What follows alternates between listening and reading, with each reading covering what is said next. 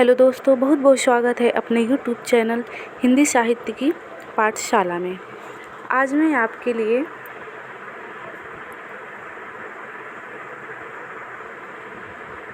Unit 5 जो हमारे UGC net के पाठ्यक्रम में लगी है हिंदी कविता गीत फरोश, मैं उसके आज आपको महत्वपूर्ण तथ्य बताऊंगी और पूरी कविता हम पढ़ने वाले हैं। तो सबसे पहले आपको पता होना चाहिए कि यूनिट 5 में हिंदी कविता है और इसमें हमारी कविता लगी है गीत फरोश। गीत फरोश कविता के कवि हैं भवानी प्रसाद मिश्र।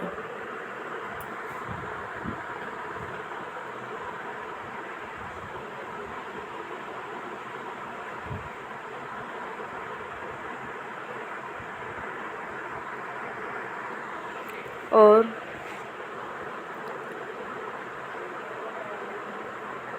जानते हैं कि भवानी प्रसाद मिश्र का जन्म कब होता है, तो 1913 और कहीं कहीं 1914 ईस्वी देखने को मिलता है। और भवानी प्रसाद की मृत्यु कब हुई थी, तो 1985 में हुई थी। तो जन्म 1913 या 14 और मृत्यु 1985 ईस्वी में हुई थी। और ये किस कविता संग्रह में संकलित है, तो गीत फरोश कविता संग्रह में संकलित है। इसमें महत्वपूर्ण तथ्य हैं जैसे कवि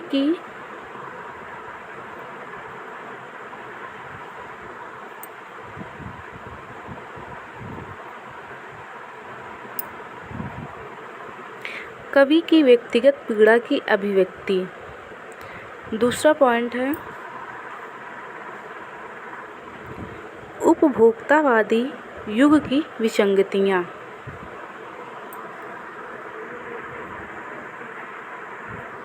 तीसरा पॉइंट है समाज की साहित्य विमुखता और इसमें मानवीय संवेदना की अभिव्यक्ति भी की गई है।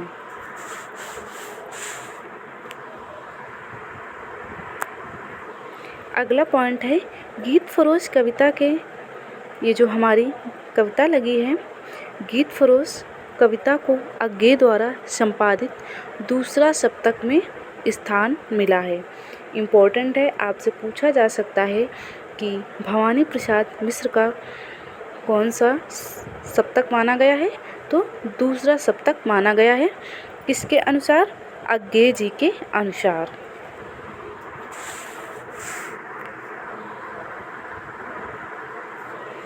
अगला पॉइंट है इसमें गीत फरोश कविता में कवि के स्वाभिमान और विवशता की अभिव्यक्ति दिखाई देती है।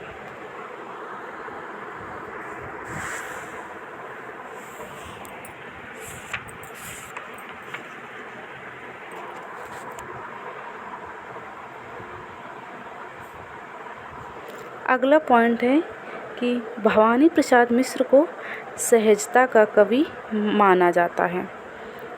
तो आपसे पूछा जा सकता है कि किस कवि को सहजता का कवि कहा जाता है, तो इसका आंसर क्या होगा? भवानी प्रसाद मिश्र।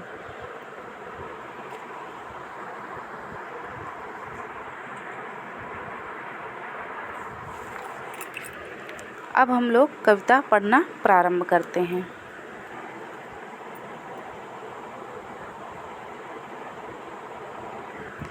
जी हाँ हुजूर, मैं गीत बेचता हूँ। जी हाँ हुजूर, मैं गीत बेचता हूँ।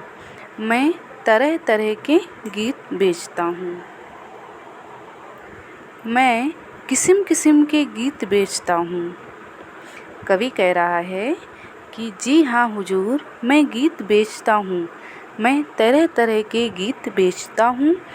मैं किस्म किस्म के गीत बेचता हूँ। किस्म किस्म का मतलब मैं तरह तरह के, मैं तरह तरह के गीत बेचता हूँ। जी माल देखिए दाम बताऊंगा। जी माल देखिए दाम बताऊंगा।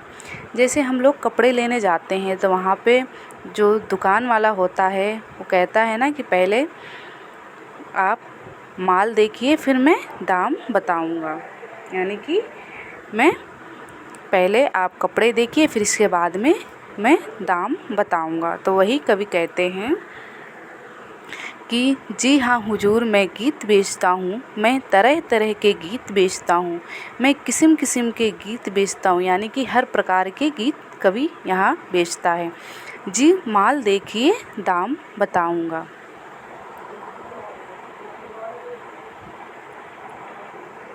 फिर ये लाइन हाईलाइट की हुई है, यहाँ से क्रम में लगाने के लिए क्वेश्चन आता है। तो जो इम्पोर्टेंट है वो मैंने पहले से ही हाईलाइट करके रखा हुआ है। तो क्या है पंक्ति आगे की, कुछ गीत लिखे हैं मस्ती में मैंने, कुछ गीत लिखे हैं मस्ती में मैंने, कुछ गीत लिखे हैं पस्ती में मैंने। तो ये काफ़ी महत्वपूर्ण पंक्ति हैं, आप इसको ध्यान में ज़रूर रखिएगा कि कुछ गीत लिखे हैं मस्ती में मैंने, कुछ गीत लिखे हैं पस्ती में मैंने। फिर आगे है, यह गीत सख्त सर दर्द भुलाएगा। ये जो गीत है मेरा, इसको सुनने के बाद आपका सर का जो दर्द है वो भग जाएगा। तो कवि कहता है यह गीत सख्त सर दर्द भुलाएगा, यह गीत पिया को पास बुलाएगा।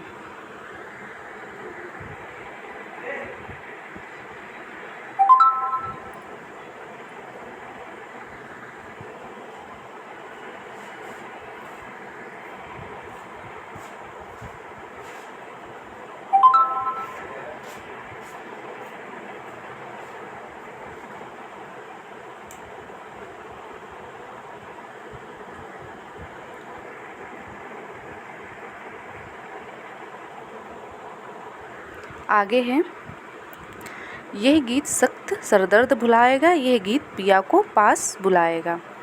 जी पहले कुछ दिन शर्म लगी मुझको, यानी कि कवि कहना चाहता है कि गीत बेचने में मुझे पहले कुछ दिन शर्म लगी थी। फिर इसके बाद में पर पीछे पीछे अक्ल जगी मुझको।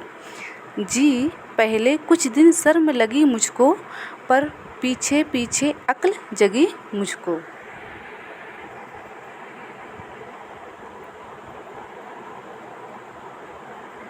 अगला है, जी लोगों ने तो बेच दिया ईमान। कवि कहता है कि मैं तो यहाँ पे अपने गीत ही बेच रहा हूँ और कुछ लोगों ने तो बेच दिया ईमान। कवि ने कितनी बड़ी बात कह दी यहाँ पे अपनी कविता के माध्यम से। तो आप इसको भी ध्यान में रखिएगा, ये इम्पोर्टेंट है। जी लोगों ने तो बेच दिया ईमान। तो आपसे पूछा जा सकता है क्वेश्चन कि गीत फरोश में किसका वर्णन है, या कुछ भी पॉइंट बना के दे सकता है। तो जी लोगों ने तो बेच दिया ईमान।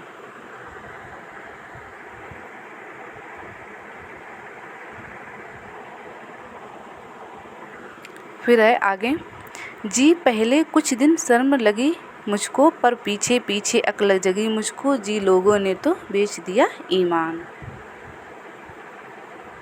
फिर इसके बाद में है, जी आप न हो सुनकर ज़्यादा हैरान, कि आप सुनकर ज़्यादा हैरान मत होइए, मैं सोच समझकर आखिर अपने गीत बेचता हूँ।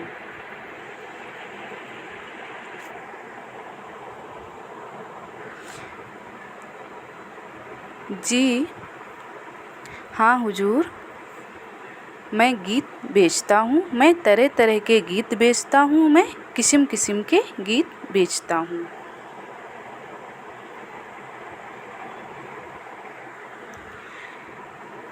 यह गीत सुबह का है गाकर देखें। यह गीत सुबह का है गाकर देखें, यह गीत गजब का है ढाकर देखें। यह गीत जरा शूने में लिखा था, यह गीत जरा शूने में लिखा था, यह गीत वहाँ पुणे में लिखा था। इम्पोर्टेंट है, आप इसको ध्यान में रखिएगा। यह गीत सुबह का है गाकर देखें, यह गीत गजब का है ढाकर देखें। यह गीत जरा शूने में लिखा था, यह गीत वहाँ पुणे में लिखा था। तो आपसे पूछा जा सकता है कि गीत फरोश में किस स्थान का वर्णन है, या पूछा जा सकता है कि यह गीत कहाँ पे लिखा गया है, तो पुणे में लिखा गया है। आप इसको भी ध्यान में रखिएगा।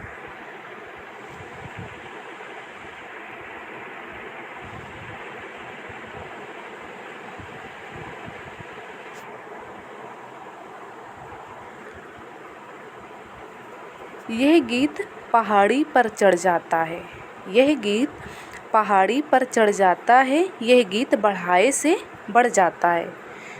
जैसे कवि कहना चाहता है यहाँ पे कि इस कविता को चाहो तो आप छोटा भी कर सकते हैं और चाहो तो आप बड़ा भी कर सकते हैं।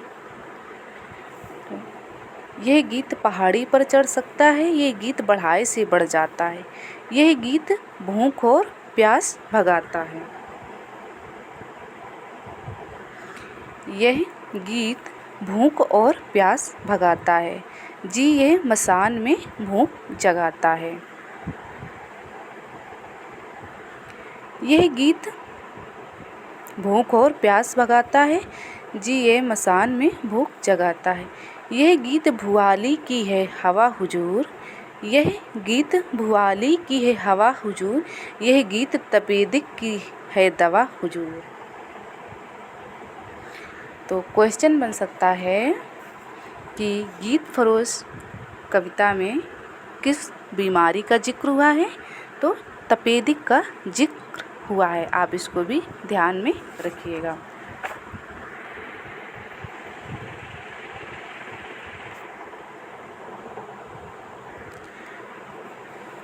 मैं सीधे साधे और अटपटे गीत बेचता हूँ, जी हाँ हुजूर मैं गीत बेचता हूँ।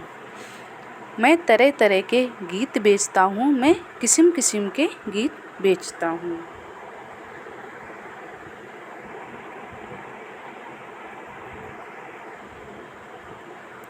जी और गीत भी हैं दिखलाता हूँ, जी सुनना चाहे आप तो गाता हूँ।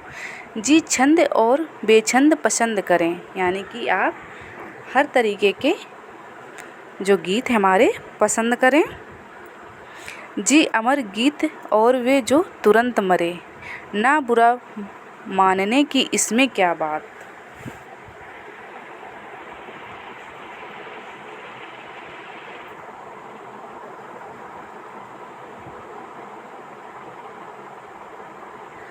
मैं पास रखे हूँ कलम और दवात, इनमें से भाई नहीं नए लिख दूँ।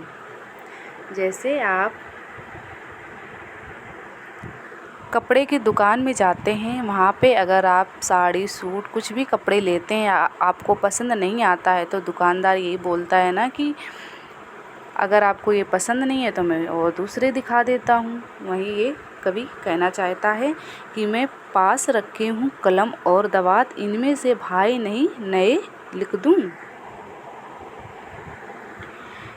इन दिनों की दूरा है कवि धंधा, है दोनों चीज़ें व्यस्त कलम धंधा। इम्पोर्टेंट पंक्ति है इसलिए मैंने इसको हाईलाइट किया हुआ है। इन दिनों की दूरा है कवि धंधा, है दोनों चीज़ें व्यस्त कलम धंधा।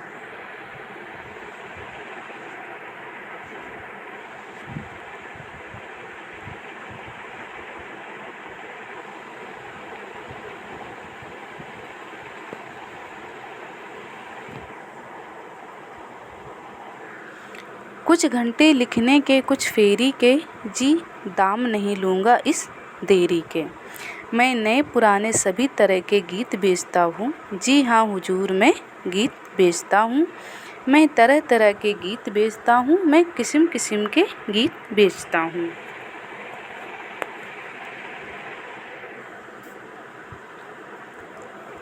फिर इसके बाद में है जी गीत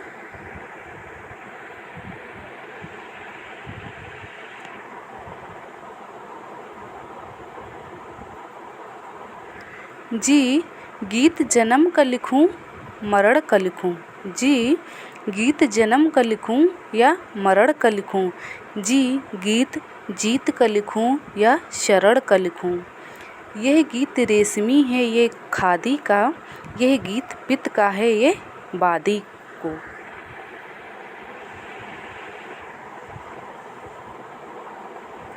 फिर अगली पंक्ति महत्वपूर्ण है। कुछ और डिजाइन भी हैं ये इल्मी, यह लीजिए चलती चीज़ें नई फिल्मी। ये सोच सोच कर मर जाने का गीत, ये दुकान से घर जाने का गीत। जी नहीं दिल लगी कि इसमें क्या बात, मैं लिखता ही तो रहता हूँ दिन रात। तो तरह तरह के बन जाते हैं गीत, जी रूठ रूठ कर मन जाते हैं गीत। जी बहुत ढेर लग गया हटाता हूँ। जैसे आपने कपड़े लिए तो दुकानदार कपड़े दिखाता है तो कहते हैं बहुत ढेर लग गया। वैसे यहाँ पे भवानी प्रसाद मिश्र जी कहते हैं कि गीतों का हमारे पास ढेर लग गया है, अब मैं इसको हटाता हूँ। जी बहुत ढेर लग गया हटाता हूँ, ग्राहक की मर्जी अच्छा जाता हूँ, मैं बिल्कुल अंतिम और दिखाता हूँ। अगर आपको कुछ पसंद नहीं आता, अगर आप कपड़े लेने जाते हैं तो दुकान वाला यही बोलता है अच्छा एक पीस और बचा हुआ है, मैं इसको दिखाता हूँ शायद आपको पसंद आ जाए। उसी तरीके से कवि यहाँ पे कहता है कि मैं बिल्कुल अंतिम और दिखाता हूँ, या भीतर जाकर पूछ आइए आप, है बेचना गीत वैसे बिल्कुल पाप। कवि कहता है कि गीत बेचना तो वैसे बिल्कुल पाप है, क्या करूं मगर लाचार हार कर गीत बेचता हूँ। जी हाँ हुजूर, मैं गीत बेचता हूँ, मैं तरह तरह के गीत बेचता हूँ, मैं किस्म किस्म के गीत बेचता हूँ। तो ये हो गई हमारी गीत फरोश कविता, और ये सभी प्रतियोगी परीक्षाओं के लिए काफ़ी महत्वपूर्ण है।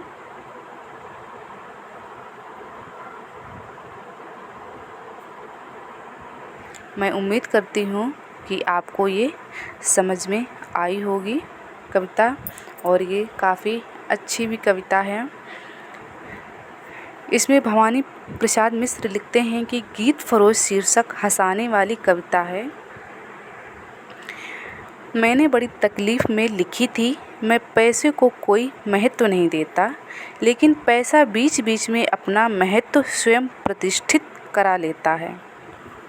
इस कथन को आप ध्यान में ज़रूर रखिएगा, इम्पोर्टेंट है। क्या कहते हैं भवानी प्रसाद मिश्र जी? कहते हैं कि गीत फरोश शीर्षक हंसाने वाली कविता है, मैंने बड़ी तकलीफ़ में लिखी थी, मैं पैसे को कोई महत्व नहीं देता, लेकिन पैसा बीच बीच में अपना महत्व स्वयं प्रतिष्ठित करा लेता है। ये तो बात सत्य है। आप सभी को पता होगा कि इसमें भवानी प्रसाद जो हैं इनकी बहन की शादी होनी थी और इनके पास पैसा नहीं था, इसलिए ये कविता लिखी और इसीलिए इसमें पूरा वर्णन किया हुआ है। तो आप देख सकते हैं इन कविता के माध्यम से।